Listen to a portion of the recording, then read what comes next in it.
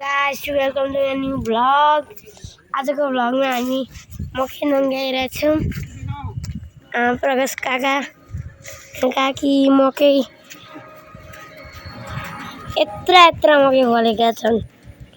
यहाँ सबैभन्दा उता बेसी नै गाइस यत्रो गोगो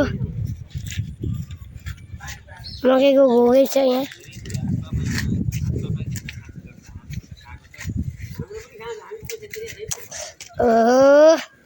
आज के हो त दसैँ लाग्यो?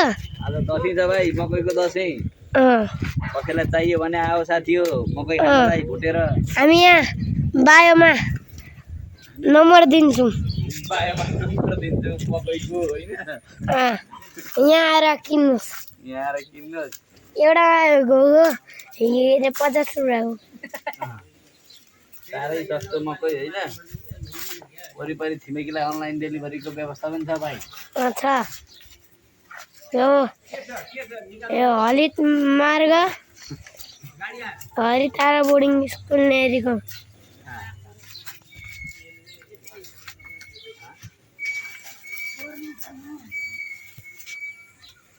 यी मकै चढी आउँदै यहाँ आइ। एकजना थपिनु भयो भन्न। एकजना अझै थपिनु छ यहाँ। मुख देखाइदिउँ न।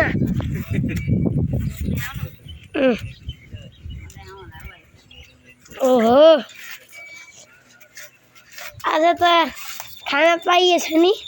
पाइयो यार, मकै पाइयो।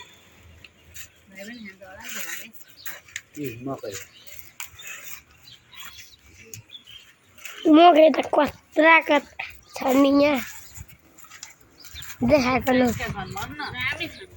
धेरै साइजका हानी गोगो यो गोगो देखाउँछ। ल कति गोगा नङ्गाइ हुन्छ? 30-40 वटा त नङ्गाइसक्यो नि।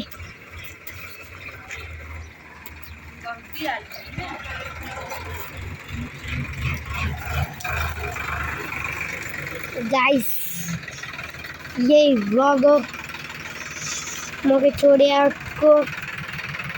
हामी छोडिआइरहेछौँ मकै यहाँ। हजुरको नाम? मकै प्रसाद। हजुरको नाम?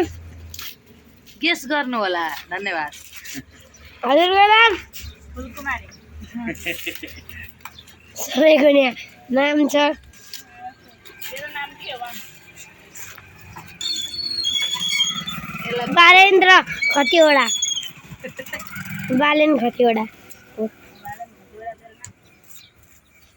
मेरो मम्मी बाबाले खोइ के सोचेर नाम राखिदिनु भएको। बालेन्द्र खतिवडा।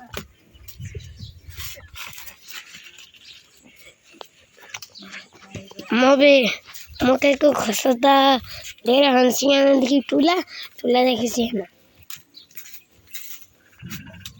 अब यो कस्तो के गर्ने भाइ? फले हजुर, ठुला टारका मकै झ्याम्म लिएर आइयो। हजुरलाई मकै चाहिन्छ भने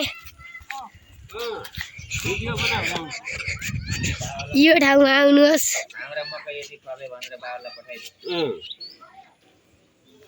यो हाम्रो नाति केटो सिपालु भइसक्यो कतिवटा त। बालेन्द्र खतिवडा